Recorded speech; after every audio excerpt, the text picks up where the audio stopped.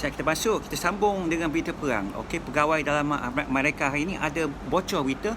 Dia ada royak dalam keadaan ni kurang molek sikit. Amerika duk bincang mungkin nak perhabiskan perang dengan Iran dan mungkin nak tarik tentera dia daripada Timur Tengah. Okey, tak salah dengar ya. Okey, cerita ni memang bunyi pelik lah. Okey, tapi berita ni dah tubik, ramai orang dah kata mustahil. Dalam berita hari ni pun sama juga sebab Trump royak bahagian Iran ni dah banyak hancur. Okey, dan alasannya dia dah hancur dari segi tentera udara dia. Okey, tentera laut pun banyak hancur dah, dan alat-alat komunikasi semua pun dah hancur teruk. Dan itulah sebab alasan, dan so Iran pun cepat-cepat habiskan kini perang pada kali ini. Okey, so dia mula-mula nak hantar pasukan khas, siap dengan peluru pandu pun dah standby. Tapi agak konflik jugalah.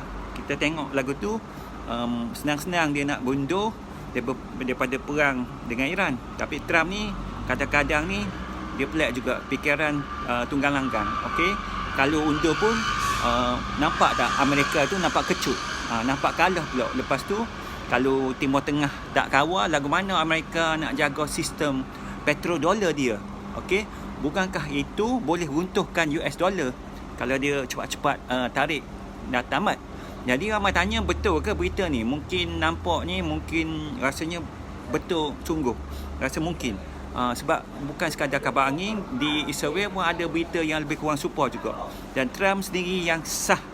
Trump kata tentera Amerika lah ni memang sibuk gila. Sebab soal lagi alasan, sebab halaman rumah dia sendiri pun dah terbakar. Amerika sekarang duk nak bersiap hadap negara Cuba pula. Okey, macam mana nak satu lagi nak perang baru dengan negara Cuba. Bila dah dengar ni, kita pun okey, jam sekejap. Okey, sebab Timur Tengah lah ni tengah bergolak. So dunia memang fokus dekat Amerika. Kalau tak silap, 2 hari lepas ada berita kata Cuba dengan Rusia dah ada start mulakan kerjasama.